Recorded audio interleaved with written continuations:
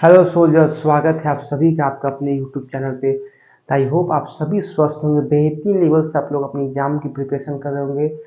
वो आपका एयरफोर्स हो, नेवी हो, एनडीए हो, सीडीएस हो या कोस्ट गार्ड हो, जिसमें फिजिक्स का बेहतरीन लेवल से हम लोग कॉन्सेप्ट को डिस्कस कर रहे हैं और फोड़ रहे हैं। हर कॉन्सेप्ट, हर कंटेंट यही से आपको एग्जाम में देखने को मिलेगा। या आप पढ़ भी रहे हैं इतने दिन से तो आप जान भी रहे हैं सोल्जर्स, मुझे बार बार कहने की जरूरत नहीं है। तो वह सारे बच्चे जय हिंद का कमेंट करें, जब भी वीडियो स्टार्ट हो जय हिंद का कमेंट करें, जिससे मुझे एक मोटिवेशन मिले कि मेरे सोल्जर सब आ गए हैं मेरे वीडियो देखने के लिए, क्लास में प्रेजेंट है। और एक बार यस का कमेंट कर दें और जय हिंद का कमेंट करें कि yes sir we are ready. अब फटाफट वीडियो को बिना टाइम वेस्ट किए हुए वीडियो को आप शेयर कर दीजिए अपने सोशल मीडिया, हर जगह शेयर कर दीजिए कि फिजिक्स का जलवा दिखाने के लिए आ गए हैं संतोष सर। जबरदस्त लेवल पे आज कॉन्सेप्ट को हम लोग मेरे सोल्जर्स फोड़ेंगे अपना, जो कि पढ़ रहे हैं न्यूटन्स लॉ ऑफ मोशन, जिसका आज हमारा थर्ड क्लास है। ठीक है, तो क्या सूरज कल क्लास 2 तक आपको किसी तरह का प्रॉब्लम था सूरज? आज हमारा क्लास थर्ड है। थर्ड क्लास में देखेंगे आज बेहतरीन से बेहतरीन कंटेंट को हम लोग फोड़ेंगे, कॉन्सेप्ट को। यहाँ से भी जो आज क्लास में पढ़ेंगे 1 नंबर का क्वेश्चन आपसे बनेगा इस क्लास से। ठीक है, तो प्लीज़ कोई स्टूडेंट वीडियो को छोड़कर ना जाए, पूरा वीडियो देखकर ही क्लास को छोड़े। और एक बार क्लास जब खत्म हो तो एक बार अपना नाइस कमेंट दे दिया कीजिए कि हाँ सर वीडियो अच्छा लगा, यहाँ नहीं समझ में आया, यहाँ बहुत अच्छा आपने समझाया, जिससे मुझे मोटिवेशन मिले। और अगर आप न्यू स्टूडेंट हो तो प्लीज़ वीडियो को सब्सक्राइब करना भूलें और बेल आइकन को प्रेस कीजिए कि हर नोटिफिकेशन मेरे भाई आपको सबसे पहले और सबसे फास्ट मिले। ठीक है, और मुझे उम्मीद है कि मेरे सारे वॉरियर प्रेजेंट होंगे, कोस्ट गार्ड के होंगे या एयरफोर्स के, नेवी के, एनडीए, सीडीएस, क्योंकि ये चारों डिफेंस में फिजिक्स का सिलेबस सेम है, बट क्वेश्चन का थोड़ा सा लेवल भी लगभग सेम रहता है। बट जो बात की जाए एनडीए और सीडीएस में, तो यूपीएससी वाला लेवल थोड़ा सा क्वेश्चन को क्या करते हैं, ट्विस्ट कर देते हैं। स्टेटमेंट और असर्शन बेस्ड में बस क्वेश्चन पूछते हैं। वो हम लोग जब क्वेश्चन प्रैक्टिस करेंगे तो वो देखेंगे। बाकी कॉन्सेप्ट और कंटेंट हूबहू 100% सेम होता है मेरे भाई। अब बिल्कुल यही से कॉन्सेप्ट लड़ेंगे, क्योंकि ये मेरा ओन एक्सपीरियंस है। जिस कंटेंट के साथ मैंने एग्जाम क्लियर किया है वही कंटेंट मैं आपको डिलीवर कर रहा हूँ मेरे वॉरियर। ठीक है, ओके, तो क्या आप रेडी हैं आज की क्लास के लिए, पढ़ने के लिए? तो एक बार जी थाम करके अपना पूरा दम इनर्जेटिक वे में एक बार बुक कॉपी लेकर, बुक रही बुक तो मैं ही बुक हूँ, मैं ही सब कुछ हूँ आपका। ठीक है, क्योंकि ये जो बोर्ड है यही आपका मार्गदर्शक है। यहाँ पे जो मैं लिख देता हूँ एक से एक भी पॉइंट, वो आपके एग्जाम के लिए रामबाण है। तो एक कॉपी ले लीजिए, एक छोटा सा पेन, जो भी मैं पॉइंट लिखूँ थोड़ा सा नोट करते रहिए। अभी तो आपको जब कहूँ तब लिखे, नहीं तो खूब ध्यान से सुनिए कि आपको घर में ज़्यादा पढ़ने की जरूरत ना पड़े फिजिक्स पे। ठीक, और सब्जेक्ट को पढ़िए, रीजनिंग हो गया, मैथ भी पढ़ना है, इंग्लिश भी पढ़ना है, बहुत सब्जेक्ट पे टाइम देना है। तो हर सब्जेक्ट को इक्वल वेटेज मेरे भाई देना है। आइए आज शुरू किया जाए क्लास को। कल सोल्जर्स कहा थे, मैंने रफ नहीं किया था, इसी टॉपिक को शायद पढ़ रहे थे, इनर्शिया का टाइप, जिसमें से हमने इनर्शिया ऑफ रेस्ट और इनर्शिया ऑफ मोशन को क्लियर किया था। बेहतरीन लेवल से पढ़ा था, एग्जाम्पल भी देखा था डेली लाइफ में। आज हम लोग अपना थर्ड पढ़ेंगे मेरे वॉरियर, इनर्शिया ऑफ डायरेक्शन। ये क्या है मेरे भाई इनर्शिया ऑफ डायरेक्शन? तो इनर्शिया ऑफ डायरेक्शन कहता है कि अगर इनर्शिया ऑफ डायरेक्शन, नाम से ही आप समझ सकते होंगे कि अगर कोई ऑब्जेक्ट मोशन में है तो उसको हम एक्सटर्नल फोर्स लगाकर उसके डायरेक्शन में चेंज ला देंगे, वही उसका इनर्शिया ऑफ डायरेक्शन कहलाएगा। इसको मैं लिख सकता हूँ, when an object is in motion state by applying external force, its direction will be changed under inertia of direction। अगर कोई ऑब्जेक्ट मोशन में कर रहा है तो मोशन में ही रहेगा, अगर हम लोग उस पर कुछ अप्लाई करेंगे एक्सटर्नल फोर्स तो उसके डायरेक्शन में चेंज आ सकता है।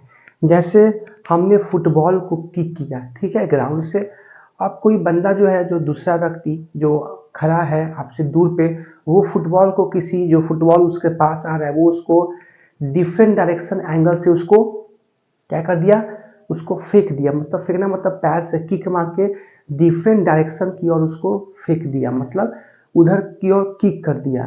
तो वो आपका क्या होगा, इनर्शिया ऑफ डायरेक्शन, कि आपका फुटबॉल जो आपने किक किया था वो तो एक सीधी रेखा में जा रहा था, बट कोई दूसरा व्यक्ति उस पर एक्सटर्नल फोर्स लगा के उसका डायरेक्शन चेंज कर दिया। ये क्यों हुआ, अंडर इनर्शिया ऑफ डायरेक्शन। इसी को कहते हैं इनर्शिया ऑफ डायरेक्शन का मेरे भाई कॉन्सेप्ट। ठीक है, तो समझ में आया कि नहीं कॉन्सेप्ट, एक बार कमेंट कीजिए। अब इसके भी हम लोग डिफरेंट केसेस और एग्जाम्पल देखेंगे जो आपके एग्जाम में हूबहू क्वेश्चन बने हैं। जैसे आपका पहला कॉन्सेप्ट, यहाँ से थोड़े मेरे भाई लिखिएगा, अभी समझ लीजिए मैं जो लिखने जा रहा हूँ, और मैं ये जो एग्जाम्पल लिख रहा हूँ एग्जाम्पल में आपको कहीं ना कहीं पढ़ाया हूँ, वो आप कमेंट करना। देखता हूँ मेरे स्टूडेंट्स को याद है कि नहीं, कितना मेरे क्लास को अटेंटिवली वो देखते हैं। When stone is tied to one end spring and whirled in circular path, but stone but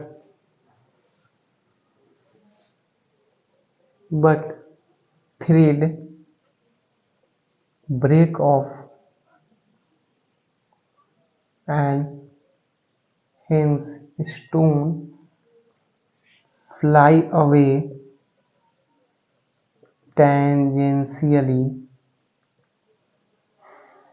This is due to inertia of direction. क्या मैं ये जो लिखा हूँ वो आपको समझ में आया कि नहीं मेरे स्टूडेंट्स, मुझे बताइए आप। थोड़ा सा मैं छोटा कर देता हूँ कि आप उसको देख लीजिए।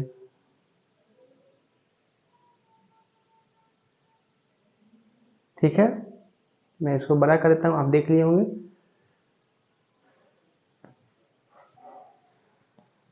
देखिए बोल रहा है कि क्या मैं ये एग्जाम्पल आपको समझाया हूँ कि नहीं। स्टूडेंट्स कमेंट भी कर रहे हैं यस। हमारे सर्कुलर मोशन में जब मैं ये आपको सेंट्रीपिटल फोर्स पढ़ा रहा था, उसके साथ मैंने एक लाया भी था, एक रस्सी लाया था, एक वायर लाया था, उसमें मैंने इसी को फंसा कर इसको रोटेट करवा रहा था सर्कुलर पाथ में, आपको याद भी होगा।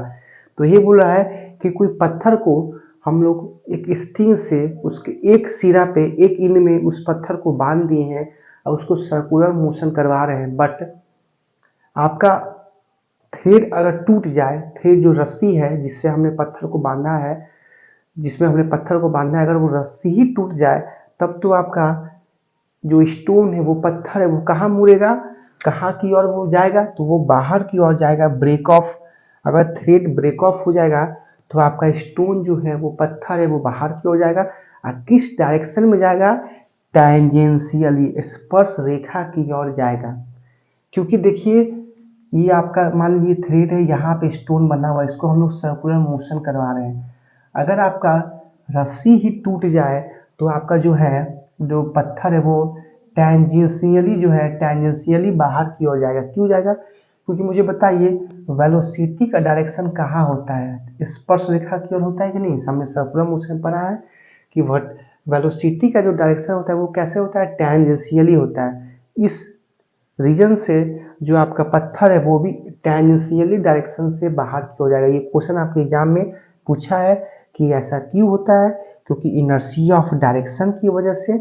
और सेकेंड रीजन, वो किस डायरेक्शन में थ्रो आउट होता है, टेंजेंशियली, लिनियरली, या कर्व, या रेक्टिलिनियर। तो हमें सिलेक्ट करना है टेंजेंशियली, स्पर्श रेखा की ओर। क्योंकि जब हमने थ्रेड में पत्थर को बांधा, उस पत्थर जब वो सर्कुलर मोशन कर रहा था तो वो चाहता था कि मोशन हो। जब पत्थर को हमने रस्सी पे बांधा तो पत्थर आपको आराम से अपना मोशन कर रहा है, उसको मजा आ रहा था। बट एक ऐसा समय आया, एक ऐसा इंस्टेंट आया कि आपका रस्सी ही टूट गया। बिल्कुल हो सकता है आपने उसको तेजी से मूव करवाया होगा तो उस पर जो अभी रिक्वायर्ड जो सेंट्रीपिटल फोर्स होगा, यस रिक्वायर्ड सेंट्रीपिटल फोर्स, मैंने सेंट्रीपिटल फोर्स में काफ़ी अच्छे से इस कॉन्सेप्ट को क्लियर करवाया था कि जो हमने रस्सी में जो पत्थर को बांधा है, उस पत्थर जो सर्कुलर मोशन कर रहा है, तो कोई भी ऑब्जेक्ट अगर सर्कुलर मोशन करता है तो उसको एक अभिक्रिया बल चाहिए, एक सेंट्रीपिटल फोर्स चाहिए।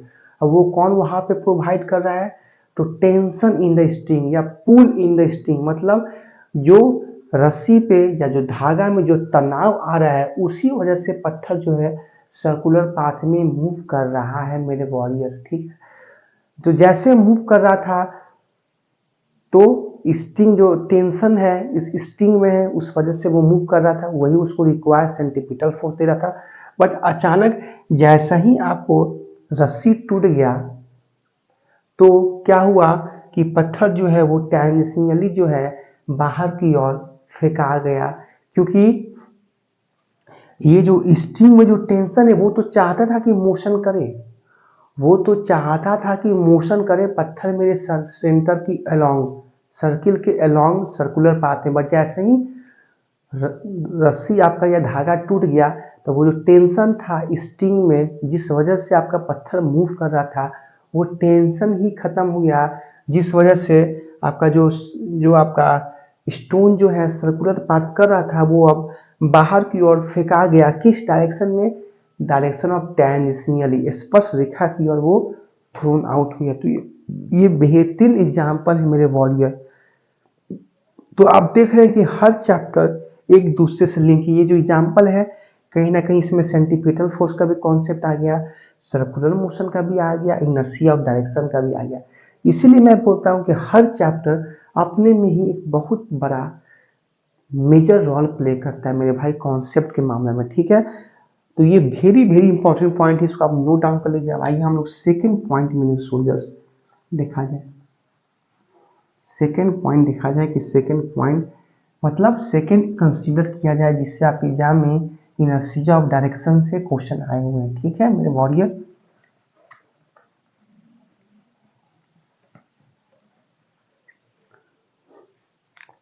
आइए सेकेंड एग्जांपल देखा जाए। यहां तक बताइए किसी तरह का क्यूरी है, डाउट है तो आप मुझसे पूछ सकते हैं।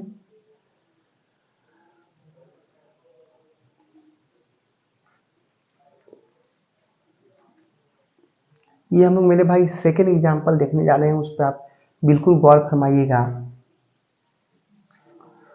When car driver take round turn, when car driver take round turn in curve path, then passenger thrown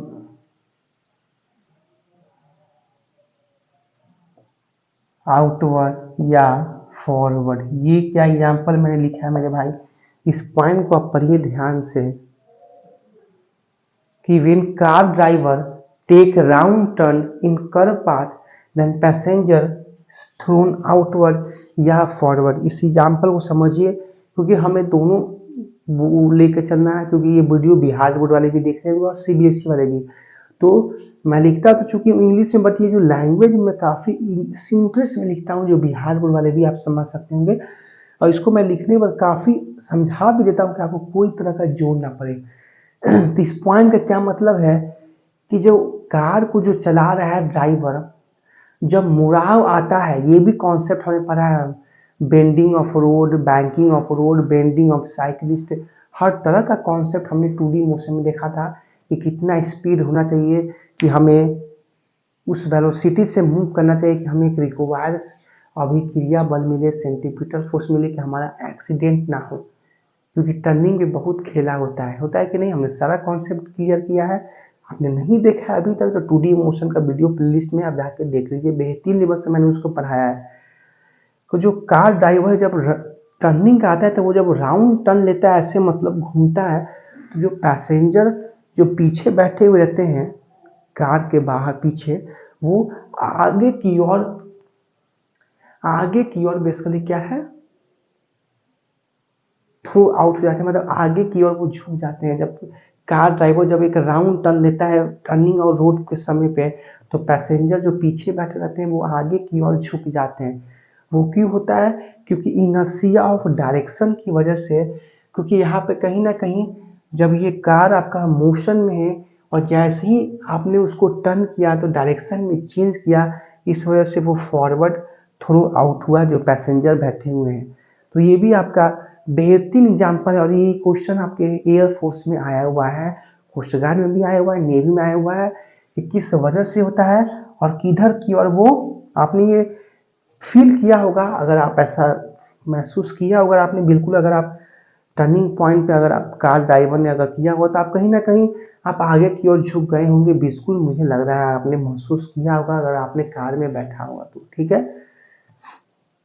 क्योंकि फिजिक्स मेरे भाई विजुलाइज का कॉन्सेप्ट है, ये रटने का नहीं है, ये कोई मनगढ़ंत कहानी नहीं कि फॉरवर्ड होगा या बैकवर्ड होगा, ये भाई महसूस का कहानी है। क्योंकि हम लोग जितने सारे एग्जाम्पल देख रहे हैं सारे डे टू डे लाइफ में, कोई अपना जुगाड़ू कॉन्सेप्ट नहीं है या बुकिस कॉन्सेप्ट नहीं है, ये अपना एग्जाम डेडिकेटेड कॉन्सेप्ट है।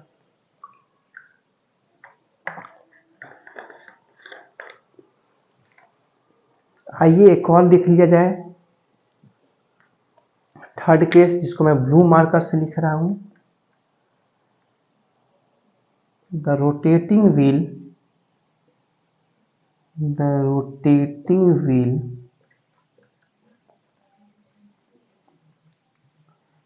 of any vehicle thrown out of the mud tangentially। ये पॉइंट मैंने क्या लिखा है मेरे बोर्ड के, इसको थोड़ा पढ़िए, इसको मैं समझाऊंगा।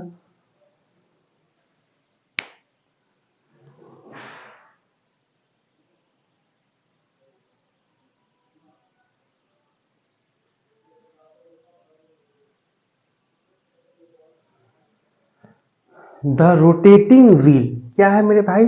The rotating wheel of any vehicle thrown out of the mud tangentially. बरसात का मौसम तो अभी नहीं है, ठंडा मौसम चल रहा है, बरसात के मौसम में आपने बिल्कुल ये फील किया होगा, कभी कभी ना कभी आपका गाड़ी जो है फंस जाता है कीचड़ या पाकी में, मडी एरिया में। आपने देखा होगा या आपके फादर वादर जब जो भी बड़े लोग हैं जो गाड़ी वाड़ी चलाते हैं, तो जब बेसिकली कीचड़ पाकी में क्या होता है, दलदल एरिया में आपका बाइक वाइक फंस जाता है, आप पूरा एक्सीलेटर दे रहे हैं हुई हुई, तो क्या होता है कि जो टायर है, जो व्हील है, पहिया, वो क्या करता है, मड को, कीचड़ को टेंजेंशियली डायरेक्शन में उसको बाहर की ओर फेंकता है। जैसे ही मड से हम कोशिश करते हैं गाड़ी को बाहर निकालने के लिए कीचड़ से, तो जैसे हम उसको एक्सीलेटर देते हैं, गाड़ी आपका दलदल में अगर फंस गया तो वो क्या करता है, जो आपका चक्का है, पहिया जो है, व्हील है, वो क्या करता है कि जो कीचड़ है उसको टेंजेंशियली डायरेक्शन में, स्पर्श रेखा की ओर उसको बाहर निकालता है। तो वो भी आपका इनर्शिया ऑफ डायरेक्शन का ही मेरे भाई कॉन्सेप्ट यहाँ पे भी देखने को मिलेगा। सेम जैसे हमने देखा रस्सी को, पत्थर को जब हमने रस्सी में बांधा था, रस्सी टूट गया तो पत्थर आपका क्या है, टेंजेंशियली डायरेक्शन में मूव किया। तो सेम लॉजिक मेरे भाई यहाँ भी है। ठीक है, तो इतने सारे केस के साथ आपका न्यूटन फर्स्ट लॉ बेहतरीन लेवल से क्लियर हो गया। इसके छुड़ाकर एक क्वेश्चन आपके एग्जाम में नहीं बनेंगे, ना एक कॉन्सेप्ट और बनेंगे। ये जितने मैं कॉन्सेप्ट दिया वो सारे वेरी वेरी इंपॉर्टेंट हैं और इनफ है आपके एग्जाम्स के लिए। ठीक है, अब आइए हमारा न्यू टॉपिक रहेगा न्यूटन सेकेंड लॉ। क्योंकि न्यूटन फर्स्ट लॉ हमने पढ़ लिया, इनर्शिया भी पढ़ लिया, जो जो न्यूटन फर्स्ट लॉ में था उसको हमने बेहतरीन लेवल से देख लिया। अब समय आ गया है न्यूटन का सेकेंड लॉ देखने को। न्यूटन सेकेंड लॉ पढ़ेंगे, फिर न्यूटन थर्ड लॉ पढ़ेंगे, फिर पुली ब्लॉक सिस्टम क्या होता है वो सभी देखेंगे। मतलब एक दो लेक्चर लगता है कि और चलेगा हमारा। हेडिंग डाल दीजिए मेरे soldiers, Newton second law. Newton second law, first law पढ़ लिया, किसी तरह क्यूरी है तो आप पूछ सकते हैं।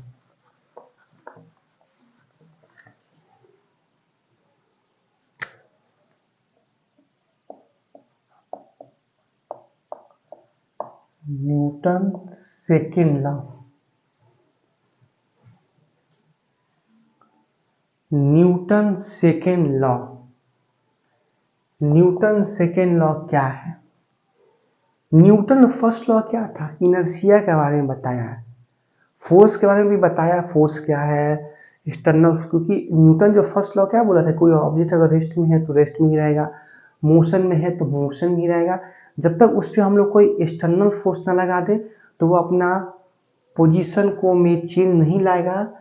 जब तक उस पर हम कोई एक्सटर्नल फोर्स ना लगाए तो वो उसका ओपोज नहीं करेगा। कोई मोशन में है तो मोशन में ही रहना चाहेगा।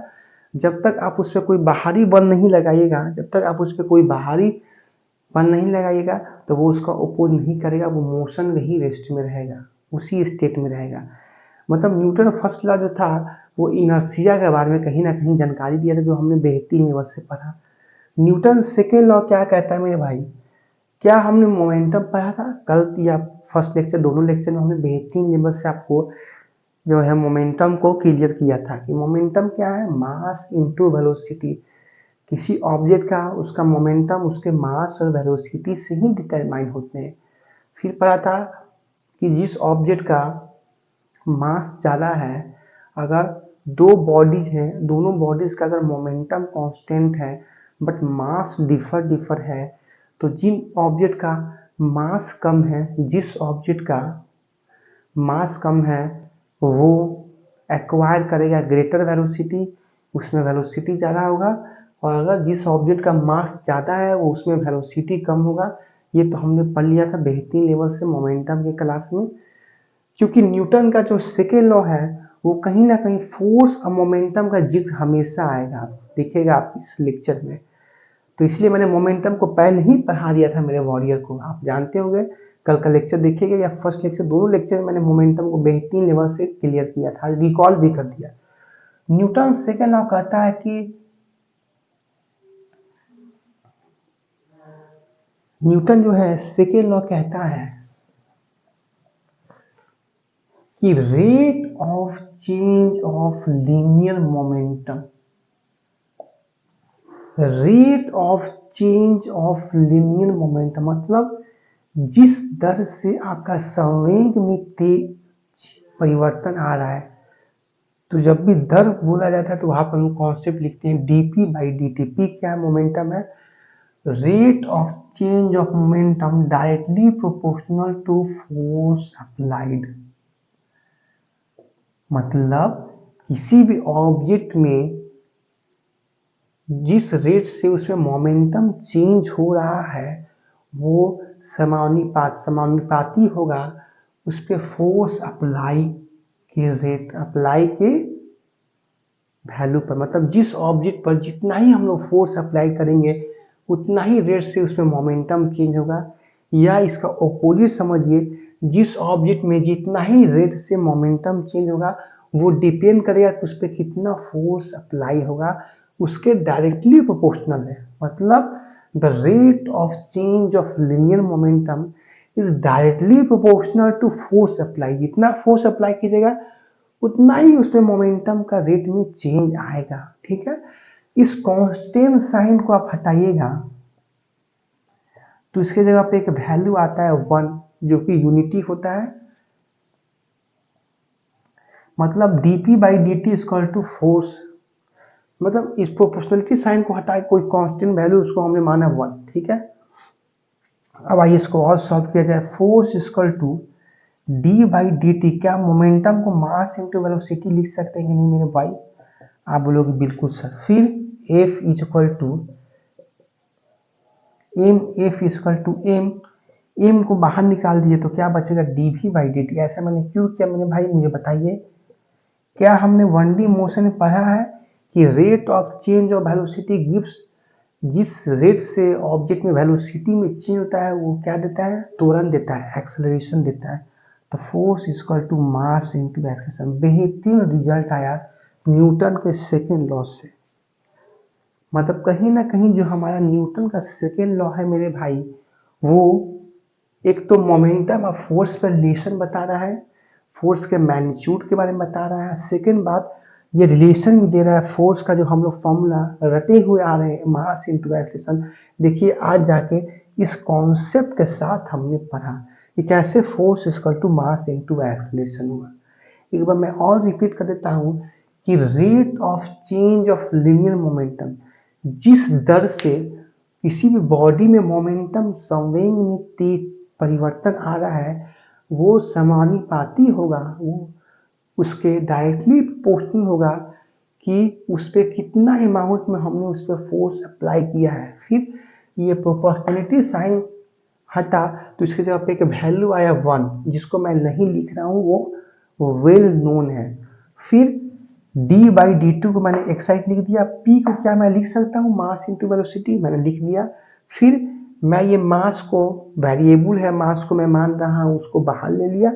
क्यों? क्योंकि मैं ये dv बाई dt को एक एक्सप्रेशन के फॉर्म में लिख दूं, एक्सलेशन का नाम इसको दे दूं, क्योंकि जानते हैं कि वेलोसिटी में रेट ऑफ चेंज, जिस रेट से वेलोसिटी में चेंज होता है उसको बोलते हैं त्वरण एक्सलेशन। इससे हमें एक फॉर्मूला मिल गया, Newton second law of motion से force equal to mass into acceleration. जो ये फॉर्मूला हम लोग पहले से भी जानते हुए आ रहे थे, बट इसको हम लोग डायरेक्ट लिख रहे थे, बट आज जाने न्यूटन सेकेंड लॉ के कॉन्सेप्ट से। ये होता है कॉन्सेप्ट इज पावर। कैसे? मतलब न्यूटन सेकेंड लॉ कहीं ना कहीं फोर्स, मास और एक्सलेशन के बीच में रिलेशनशिप दिया, और कहीं ना कहीं फोर्स का मैग्नीट्यूड के बारे में बताया। और जो आपका न्यूटन का फर्स्ट लॉ था वो इनर्शिया और फोर्स का सिर्फ डिफिनेशन दिया, बट न्यूटन का सेकेंड लॉ फोर्स का मैग्नीट्यूड बताया, किस मैग्नीट्यूड पे फोर्स अप्लाई होगा, उसी रेट से उसमें मोमेंटम चेंज होगा। और फिर ये एक रिलेशन दिया, बेहतरीन रिलेशन दिया, force equal to mass into acceleration, जिससे आपके एग्जाम में न्यूमेरिकल आते हैं। तो क्या यहाँ तक किसी तरह का क्यूरी है तो आप मुझसे पूछ सकते हैं, यहाँ तक किसी तरह का प्रॉब्लम है तो आप पूछ सकते हैं, ठीक है।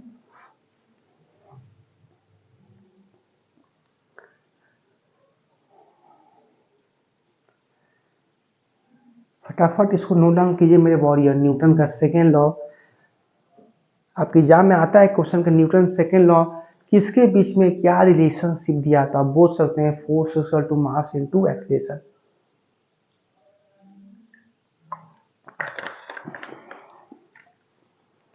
फिर पूछता है कि कौन सा न्यूटन का लॉ है जो इनर्शिया फोर्स का डिफिनीशन के बारे में बताया, वो आपका फर्स्ट लॉ था। तो ये सब बेसिक चीज है जो आपके एग्जाम में डायरेक्ट क्वेश्चन छपते हैं इसी कंटेंट से, ठीक है। तो क्या हम लोग आगे बढ़े, न्यूटन सेकेंड लॉ को कैरी ऑन करें, जिसमें हम जानते हैं मोमेंटम क्या है, हम लोग क्लियर ही कर दिए हैं। D by D T differentiation का रेट है। जो आप मैथ के स्टूडेंट हैं मेरे स्टूडेंट, तो डी बाई डी टी को आप लोग बेहतरीन लेवल से फोड़ते होंगे मैथ में, डिफ्रेंसिएशन इंटीग्रेशन में, तो इससे आप लोग काफ़ी अच्छे खासे हूबहू होंगे। फिर फोर्स जानते हैं, बल, force can be defined as, वही आपका बेसिक डेफिनेशन, पुश और पुल। बट हम लोग आज इसके कुछ और एडवांस कॉन्सेप्ट पढ़ेंगे। मैंने बोला था कि न्यूटन का सेकेंड लॉ में हम लोग फोर्स को और कुछ जानने की प्रयास करेंगे। तो एक जानते हैं कि फोर्स होता है पुश और पुल। मैंने एग्जाम्पल के साथ समझाया था कि पुश का कहाँ कॉन्सेप्ट आता है, जब कोई ब्लॉक है उसको बहुत सारे बंदे जो है उसको यहाँ से वहाँ डिस्प्लेस कर रहे हैं, तो हम लोग उस पर पुश कर रहे हैं। अब पुल का कहाँ कॉन्सेप्ट आता है, जैसे आपका धनुष से हमने बाण चलाया तो वहाँ पे हमने पुल किया, फिर बंदूक से हमने गोली चलाया, वहाँ पे पुल होता है। तो कहीं ना कहीं दोनों केस में हम लोग फोर्स लगा रहे हैं, बट सेंस बदल जा रहा है, एक पुश हो रहा है एक में पुल हो रहा है, बट कहलाएगा वो फोर्स ही। फिर हम लोग जानते हैं कि फोर्स का यूनिट क्या होता है, ऐसा यूनिट बताइए, न्यूटन होता है। और फिर सीजीएस यूनिट क्या होता है मेरे भाई, डाइन होता है। फिर एक इसका कन्वर्जन में हमने यूनिट डायमेंशन में पढ़ा था, एक न्यूटन में 10 के पावर 5 डाइन। ये रिलेशन आपके एग्जाम में क्वेश्चन आते हैं कि एक न्यूटन में 10 के पावर 5 डाइन होता है। ये हमने यूनिट एंड डायमेंशन में पढ़ा भी था कि कैसे ये होता है, क्योंकि एक न्यूटन का क्या डिफिनेशन होता है, किसी बॉडी का अगर मास 1 kg है तो उस पर फोर्स लगा के अगर उसका एक्सलेशन हम लोग 1 मीटर पर सेकेंड स्क्वायर से बढ़ा दें वही आपका 1 न्यूटन का डेफिनेशन होता है। तो पहले क्या करते थे हम लोग, केजी को ग्राम में करते हैं, फिर मीटर को सेंटीमीटर में, और सेकेंड टाइम का जो यूनिट होता है सेकेंड, वो तो तीनों में सेम होता है, एमकेएस हो या सीजीएस हो या एफपीएस हो, ये हमने पढ़ा था। फिर जब चेंज करके देखिएगा तो आपको ये रिलेशन मिलेगा, न्यूटन में 1 न्यूटन में 10⁵ डाइन। ये डाइन क्या मेरे भाई, ये फोर्स का सीजीएस सिस्टम ऑफ यूनिट है। हमें सारा यूनिट एंड डायमेंशन पढ़ा है, MKS system of unit, CGS system of unit, FPS system of unit, और कैसे एसआई का स्थापना हुआ ये भी हमने सारा बेहतरीन लेवल से हमने डिस्कस किया। मैं तो बोल ही रहा हूँ कि एक एक कॉन्सेप्ट मैंने इस लगन से, इस डेडिकेशन के साथ पढ़ाया है कि आपको, अगर आप कंटिन्यूअस वे में क्लास देख रहे हो तो आपको किसी तरह का प्रॉब्लम नहीं आएगा जो भी मैं यहाँ लिखूंगा, ठीक है। अगर आप बीच में क्लास छोड़िएगा तो कहीं ना कहीं आपको मेरे भाई प्रॉब्लम हो सकता है कॉन्सेप्ट समझने में, ठीक है। क्योंकि अब फिर से मैं प्रीवियस कॉन्सेप्ट में जाना ये सही बात नहीं। हाँ, हल्का फुल्का मैं रिकॉल करवा दूंगा, बट फिर से उसी बात को रिपीट करना टाइम वेस्ट होगा, क्योंकि हमें सब लेकर चलना है। उसमें से बहुत स्टूडेंट होंगे जो हम लोग के साथ चल रहे हैं, हमारे साथ चल रहे हैं, कुछ स्टूडेंट हैं जो एवरेज हैं, जो ऐसे हैं क्लास को मिस कर रहे हैं। अब वो चाहेंगे कि फुल एक्सप्लेनेशन, तो वो ऐसा नहीं हो सकता है। आपको क्लास को डेली बेसिस पे देखना पड़ेगा, तब जाके कॉन्सेप्ट आपका बिल्डअप होगा मेरे बॉडी, ठीक है। तो ये सब आपने जाना जो मैंने बताया। यहाँ तक आपको किसी तरह का प्रॉब्लम है तो मेरे वॉरियर आप पूछ सकते हो।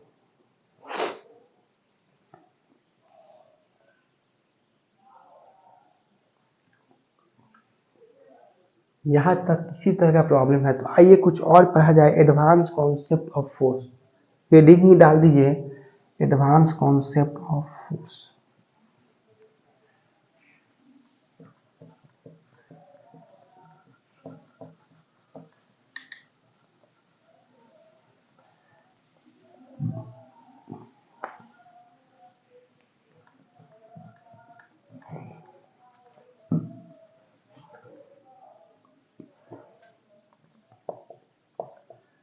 एडवांस कॉन्सेप्ट ऑफ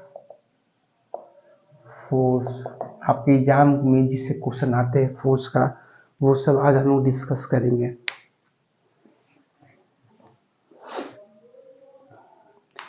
एक तो जो हमने जो सिंपल बेसिक कॉन्सेप्ट अभी मैंने जो रिकॉल करा है वो सब था। एडवांस कॉन्सेप्ट में देखिए पहला पॉइंट रहता है टाइप्स ऑफ फोर्स पे हम लोग बात करेंगे। वही फोर्स का टाइप्स बात करेंगे जो आपके न्यूटन्स लॉ से, सेकेंड लॉ से लिंक करता हो, जिसका यूज है, ठीक है, जिससे आपके एग्जाम में क्वेश्चन आए ना। तो ऐसे बहुत सारे फोर्स टाइप है जो हम लोग हर चैप्टर में पढ़ेंगे। जैसे आपका फ्रिक्शन फोर्स, वो फ्रिक्शन चैप्टर में पढ़ेंगे। ग्रेविटेशन फोर्स, ग्रेविटेशन में पढ़ेंगे। बट कुछ कुछ ऐसे फोर्स है जिसको पढ़ना अभी जरूरी है कॉन्सेप्ट को क्लियर करने के लिए। पहला एक मेरे भाई आता है सेंट्रल फोर्स। सेंट्रल फोर्स नाम से क्लियर है, सेंट्रल फोर्स केंद्रित बल, वैसा बल जो किसी पार्टिकुलर डायरेक्शन में लगता हो, जो किसी पार्टिकुलर सेंटर की ओर लगता हो। सेंट्रल फोर्स, केंद्रीय बल। तो बताइए कौन कौन सा, इसका डेफिनेशन लिखना चाहे तो आप लिख सकते हैं, if force acting on particular direction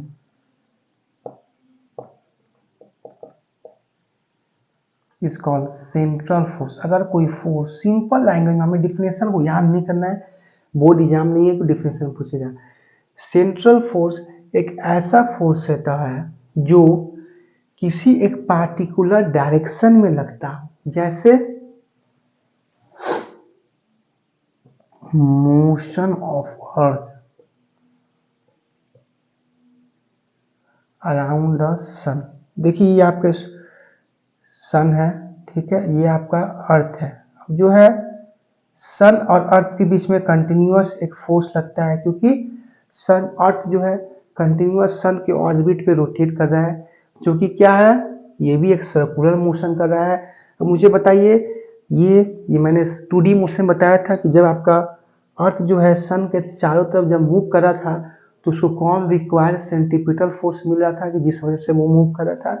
तो आप बोलिएगा ग्रेविटेशन फोर्स, गुरुत्वाकर्षण बल, जो सन और अर्थ के बीच में एक अट्रैक्टिव फोर्स लग रहा है, जिस वजह से आपका अर्थ जो है सन के चारों ओर कंटिन्यूअस पाथ में रोटेट कर रहा है।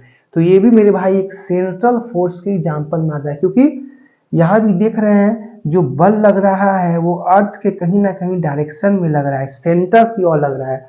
जो एक बल लग रहा है, जो एक फोर्स लग रहा है, वो अर्थ के एक पार्टिकुलर डायरेक्शन की ओर लग रहा है। एक डायरेक्शन डिफाइन है कि हाँ इस डायरेक्शन में बल लग रहा है टुवर्ड्स द सेंटर।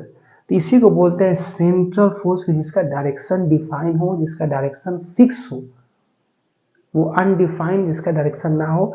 तो पहला एग्जांपल यही होता है motion of earth around the sun. तो हम लोग बोल सकते हैं कि मोशन, जब अर्थ जो है मोशन कर रहा है सन के चारों ओर और सन के ऑर्बिट में, तो वहाँ पे ग्रेविटेशन फोर्स लग रहा है।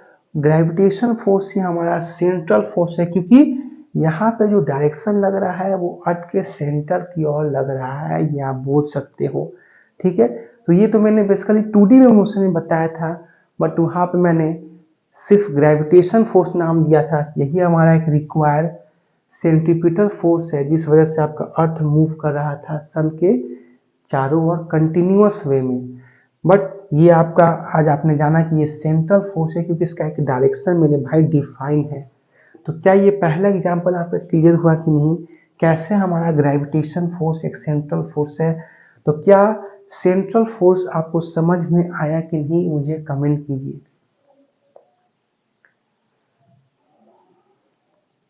ये भी एग्जांपल हो सकता है मेरे भाई, ये तो पहला एग्जांपल है। फिर second example, stone tie with end of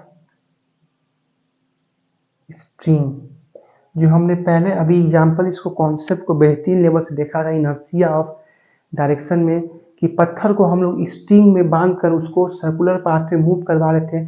तो वहाँ भी मेरे भाई जो फोर्स लग रहा था वो कौन था, सेंट्रीपिटल फोर्स मिल रहा था। कौन प्रोवाइड कर रहा था, तो स्ट्रिंग में जो तनाव हो रहा था, जो स्ट्रिंग में रस्सी में जो टेंशन मिल रहा था, जिस वजह से आपका पत्थर सर्कुलर पाथ कर रहा था, उस वजह से आपका स्टोन मूव कर रहा था। बट वो भी क्या एक सेंट्रल फोर्स है कि नहीं, जो स्ट्रिंग में जो टेंशन लग रहा है। क्यों सेंट्रल फोर्स है, क्योंकि मेरे भाई यहाँ पे जो फोर्स वहाँ पे लग रहा है वो टुवर्ड्स द सेंटर लग रहा है कि नहीं, मतलब उसका डायरेक्शन डिफाइन है कि नहीं। आप बोलोगे यस सर, डायरेक्शन उसका बिल्कुल डिफाइन है सर। सेकेंड एग्जाम्पल ये हो गया सेंट्रल फोर्स का।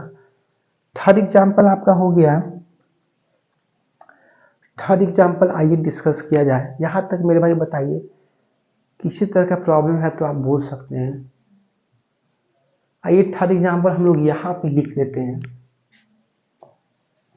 क्योंकि नीचे फिर आपको दिखाई नहीं देता है, क्योंकि मैंने थोड़ा सा साइज बड़ा कर देता हूँ कि आपको दीवार विवार नहीं आए। बच्चे बोल रहे थे कि सर आप कैमरा को इस तरह से रखिए कि दीवार ना आ पाए, तो इसलिए मैंने इसको जूम आउट कर देता हूँ। ठीक है, कि सिर्फ मैं और आपको बोर्ड दिखाई दे। तीसरा example, motion of electron around nucleus. ये आपका न्यूक्लियस है, इसके चारों ओर आपका इलेक्ट्रॉन रिवॉल्व कर रहा है कि नहीं। ये मैंने बताया था सेंट्रीपिटल फोर्स, मैंने एग्जांपल दिया था कि इलेक्ट्रॉन इस न्यूक्लियस के, क्योंकि न्यूक्लियस में आपका प्रोटॉन और न्यूट्रॉन रहते हैं, तो इलेक्ट्रॉन जो है जो कि अट्रैक्ट निगेटिव चार्ज का एक पार्टिकल्स है, चार्ज पार्टिकल्स है। तो जब ये न्यूक्लियस के चारों ओर रोटेट कर रहा है, तो यहाँ पे कौन इसको सेंट्रीपिटल फोर्स प्रोवाइड कर रहा है कि जिस वजह से वो मूव कर रहा है। तो हम लोगों ने बोला था कि इलेक्ट्रोस्टैटिक फोर्स ऑफ अट्रैक्शन, बोला था कि नहीं, या coulomb law of attraction force, मतलब प्रोटॉन और इलेक्ट्रॉन के बीच में जो अट्रैक्टिव फोर्स है उसी वजह से आपका इलेक्ट्रॉन मूव कर रहा था कि नहीं। बट मुझे बताइए कि यहाँ पे देखिए, यहाँ पे भी जो मेरे भाई डायरेक्शन है वो डिफाइन है कि नहीं सेंटर की ओर, या इसका डायरेक्शन फिक्स है कि नहीं। ये तो चिन्ह नहीं हो रहा है, तो ये भी आपका सेंट्रल फोर्स में आएगा। यहाँ पे जो बल लग रहा है, जो भी बल है, अट्रैक्टिव फोर्स ऑफ अट्रैक्शन, वो क्या है एक सेंट्रल फोर्स है कि नहीं। आप बोलोगे बिल्कुल सर, क्योंकि यहाँ पे इसका डायरेक्शन डिफाइन है टुवर्ड्स द सेंटर। तो जिस फोर्स का डायरेक्शन डिफाइन हो, डायरेक्शन फिक्स हो, वो कहलाता है सेंट्रल फोर्स। तो क्या सेंट्रल फोर्स मेरे भाई समझ में आया कि नहीं, ये बस सारे बच्चे क्लियर करें। तो हम लोग आगे एडवांस कॉन्सेप्ट ऑफ फोर्स में अगला देखा जाए टाइप्स में। अगला देखिएगा कंजर्वेटिव फोर्स क्या होता है। दो फोर्स पढ़ेंगे जो कि वेरी वेरी इंपॉर्टेंट है आपके एग्जाम में, एक कंजर्वेटिव फोर्स और एक आपका नॉन कंजर्वेटिव फोर्स। ठीक है, ये सब एडवांस कॉन्सेप्ट है मेरे भाई फोर्स का, आपको ये ऐसा कंटेंट कहीं नहीं मिलेगा। ठीक है, क्या मैंने बोला कंजर्वेटिव। कंजर्व मतलब क्या होता है मेरे भाई, संरक्षण, कंजर्व करना, बचाना। बोलते ही नहीं कि हमें पेड़ को कंजर्व करना चाहिए। तो कंजर्वेटिव फोर्स क्या बोलते हैं, the force in which net work done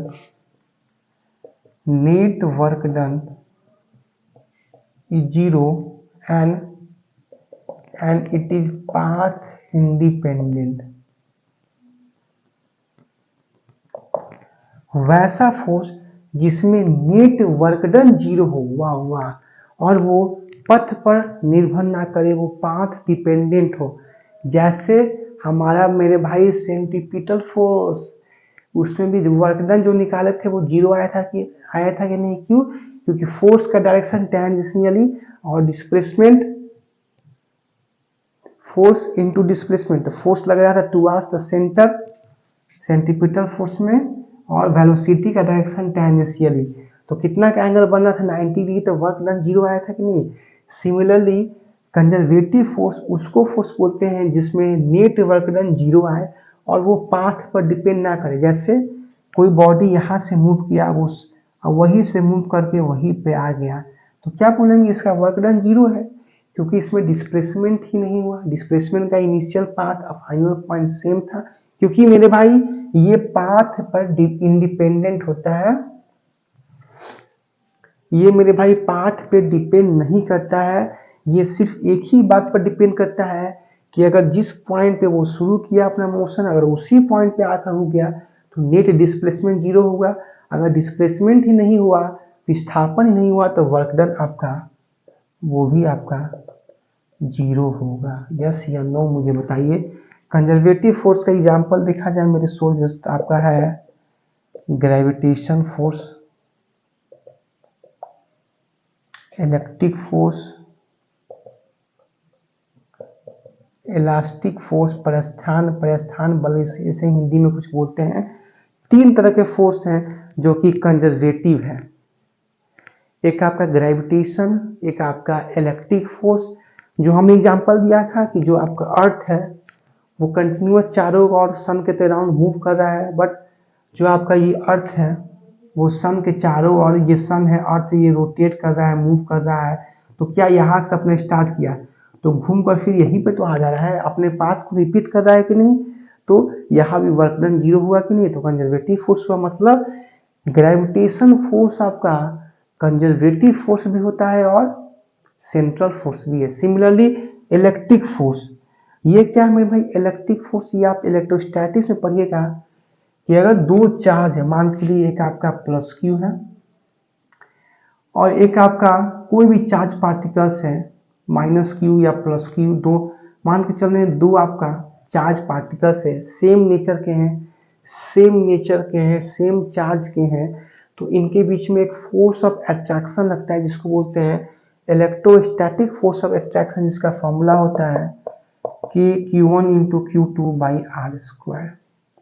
एक आपका चार्ज Q1 है और एक चार्ज आपका Q2 है, तो इन दोनों के बीच में यही विद्युत बल लगता है कि Q1 into Q2 by are square.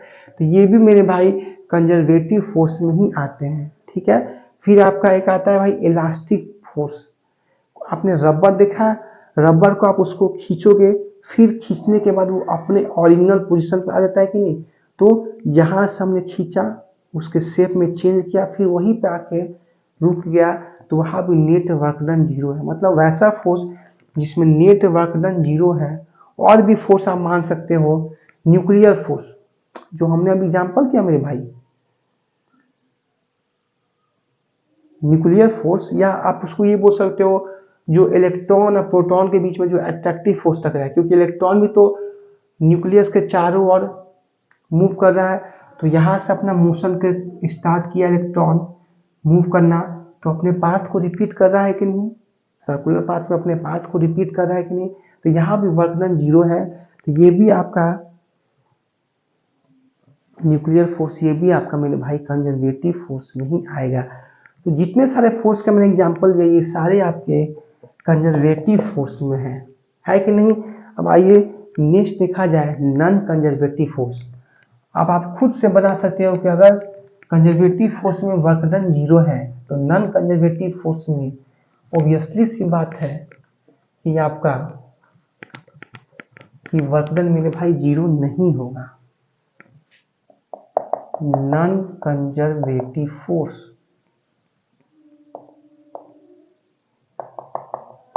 the force in which net work done not equal to 0 और it is path dependent। वैसा फोर्स जो पथ पर निर्भर ना करे, वो पाथ पर डिपेंड करे और जिसमें नेट वर्क डन 0 नहीं है, मतलब W net not equal to 0। इसमें दो फोर्स का नाम आता है, एक आपका आता है फ्रिक्शनल फोर्स घर्षण बल, और एक आपका आता है क्या बोलते हैं, विस्कियस फोर्स जो कि हम लोग फ्लूइड मैकेनिक्स में पढ़ेंगे 2, 3, 4, 5 चैप्टर के बाद। एक आपका घर्षण बल और एक आपका विस्कियस फोर्स, इसका क्या हिंदी होता है मुझे माइंड से निकल रहा है। तो दो फोर्स का एग्जांपल नॉन कंजर्वेटिव फोर्स है और ये पाथ पर डिपेंड कर रहा है। मतलब अगर कोई बॉडी है उसको अगर हम लोग फ्रिक्शन फोर्स की वजह से उसको ले आ रहे हैं तो वो नहीं देखेगा कि आपने, अगर मान चलो आपने यहाँ से अपना मोशन स्टार्ट किया और आपने यहीं से मोशन स्टार्ट करके और यहाँ पे ही आ गया, जहाँ से आपने स्टार्ट किया तो वहाँ पे ही आ गए, तो इस केस में तो आप कहोगे वर्क डन 0 है, क्योंकि जहाँ से आपने स्टार्ट किया वहीं पे आपने स्टॉप कर दिया, क्योंकि डिस्प्लेसमेंट में चेंज नहीं हुआ। बट नॉन कंजर्वेटिव फोर्स कहता है कि मुझे इससे मतलब नहीं है कि आप वहाँ से शुरू किए तो वहीं पे आके रुक गए, मुझे मतलब है कि आप किस पाथ से और किस पाथ पे आपने चला, क्या आपने जिस पाथ पे चला उस पे फ्रिक्शनल फोर्स का इफेक्ट ज़्यादा है। अगर जिस पाथ पे आपने चला उस पाथ पे अगर फ्रिक्शनल फोर्स का वैल्यू, उसका मैग्नीट्यूड या अमाउंट नेट डिस्प्लेसमेंट से ज़्यादा है उस बॉडी पे, तो वर्क डन 0 नहीं होगा। मतलब वो पाथ पे डिपेंड करेगा कि आप जिस पाथ पे आए उस पाथ पे फ्रिक्शन का फोर्स का वैल्यू ज़्यादा है या नेट डिस्प्लेसमेंट। तो देख रहे हैं कि जिस पाथ पे आ रहे हैं वहाँ पे हमें घर्षण बहुत ज़्यादा मिला है, तो इस केस में वर्क डन 0 नहीं होगा, ठीक है, क्योंकि ये पाथ पर डिपेंड करता है। बट कंजर्वेटिव फोर्स आपका पाथ पर डिपेंड नहीं करता है। क्या मेरे भाई कॉन्सेप्ट क्लियर हुआ कि नहीं।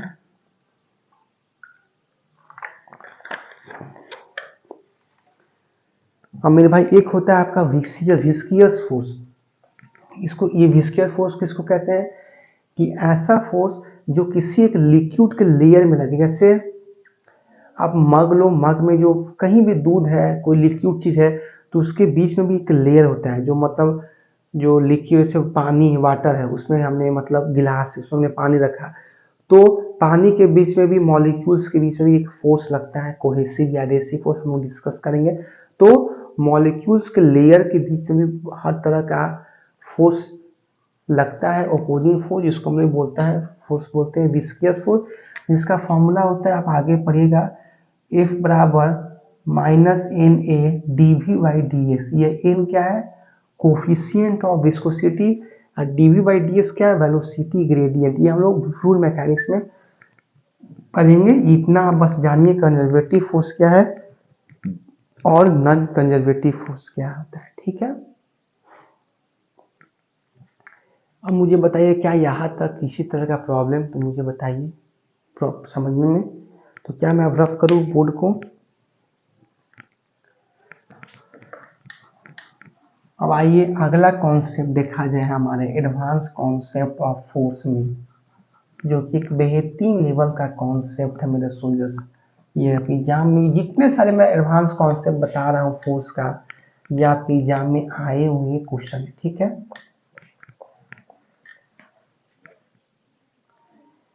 देखिए एक आपका होता है attractive force. Attractive force, a force in which attraction exert between opposite nature of bodies या charge particles.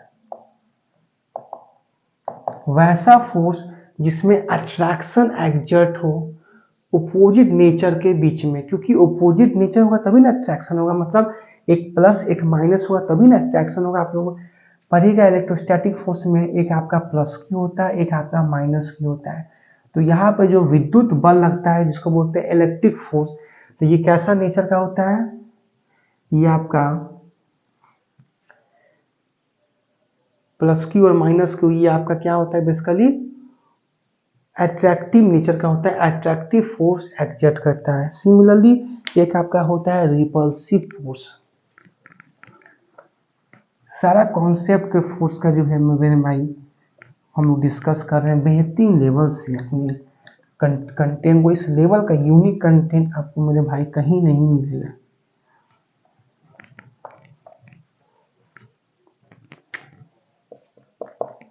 Repulsive force, the force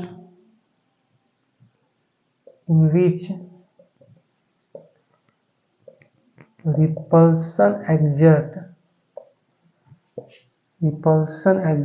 between same nature of bodies या चार्ज पार्टिकल्स। ये समझ लीजिए आपको एक प्लस क्यू है चार्ज पार्टिकल, दूसरा भी प्लस क्यू है, तो प्लस प्लस के बीच में ऑब्वियसली सी बात है रिपल्सन होगा, दूर भागेंगे, एक आपका इधर की ओर भागेगा, एक आपका इधर की ओर भागेगा, मतलब यहाँ पे रिपल्सिव फोर्स होगा। यहाँ पे कौन सा फोर्स होगा आपका, रिपल्सिव फोर्स होगा। तो क्या मेरे भाई ये कॉन्सेप्ट क्लियर हुआ कि नहीं। टाइप्स ऑफ फोर्स में हमने सेंट्रल फोर्स पढ़ा, कंजर्वेटिव फोर्स पढ़े, नॉन कंजर्वेटिव फोर्स बोले, फिर छोटा छोटा और फोर्स भी पढ़ लिया, gravitation force, frictional force, viscous force, फिर ये सब फोर्स पढ़े।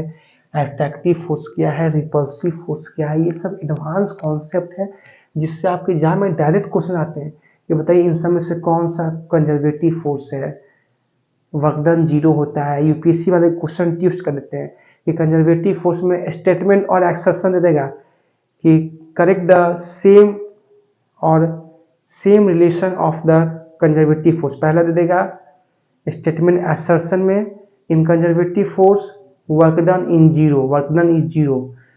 सेकेंड दे देगा रीजन में because the path is independent that's why is work done is zero. अब आपको चार ऑप्शन दे देगा, statement is correct and reason is the correct explanation of assertion, ऐसे फिर reason is the not correct explanation, फिर दे देगा असर्शन और reason both are correct, fourth दे देगा assertion and reason both are wrong. तो ऐसे करके यूपीएससी वाले क्वेश्चन को ट्विस्ट करते हैं मेरे वॉरियर, ठीक है। बट हमारा अगर कॉन्सेप्ट क्लियर है तो हम लोग पकड़ लेते हैं, ठीक है। एक आपका एग्जामिनेशन का ही क्वेश्चन था जो मैं आपको बताना चाह रहा हूँ। रेशियो पूछ लिया था आपके एग्जाम में, इलेक्ट्रिक फोर्स और ग्रेविटेशन फोर्स के बीच में जो फोर्स लगता है उनके बीच में रिलेशन आप देख लीजिए। क्लास में बने रहिए मेरे भाई, पेशेंस रखिए, हम लोग आप बेहतरीन लेवल से पढ़ने। देखिए दो चार्ज के बीच में जो फोर्स लगता है हमने अभी बताया उसको बोलते हैं इलेक्ट्रिक फोर्स या इलेक्ट्रोस्टैटिक फोर्स ऑफ अट्रैक्शन, जिसका फॉर्मूला होता है KQ1 × Q2/r²। ये हम लोग पढ़ेंगे मेरे भाई क्लास 12 का जब फर्स्ट चैप्टर पढ़ेंगे तब, ठीक है। K क्या है, विद्युत परमाणु जिसको बोलते हैं डाइलेक्ट्रिक कांस्टेंट, पैरावैद्युतांक बोलते हैं। ये Q1 Q2 चार्ज पार्टिकल्स है, R क्या है डिस्टेंस है उन चार्ज पार्टिकल के बीच में दूरी को बोलते हैं। फिर ग्रेविटेशन फोर्स का फॉर्मूला होता है Gm1 इंटू m2/r²। जी क्या है मेरे भाई, ग्रेविटेशनल कांस्टेंट है, इसका वैल्यू होता है 6.673 इंटू 10⁻34। ठीक है। m1 m2 क्या है, मास है इन दोनों ऑब्जेक्ट का, ये रेडियस है, दूरी है। ठीक है। अब इन दोनों का आप रेशियो निकालिएगा Fe/Fg, तो आपको डायरेक्ट वैल्यू मिलेगा 10⁻43, जिसको आपको याद रखना है। ये आप सॉल्व कीजिए तो आ जाएगा। k का वैल्यू होता है 9 इंटू 10⁻9।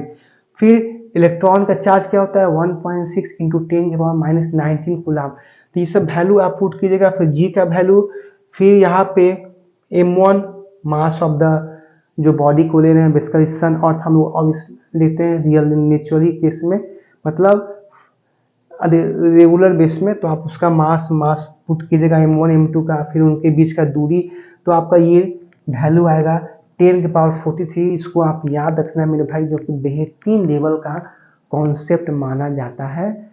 इलेक्ट्रिक फोर्स और ग्रेविटेशन फोर्स के बीच का रेशियो 10⁻43 हम लोग याद करेगा नहीं, वैल्यू पुट कीजिए तो इतना आपको आ जाएगा, कैलकुलेटर्स कीजिएगा। बट इसको एग्जाम में तो टाइम नहीं लगेगा, तो इतना माइंड में मेरे भाई वॉरियर रखिएगा। ठीक है, तो इसको फटाफट नोट डाउन कर लीजिए।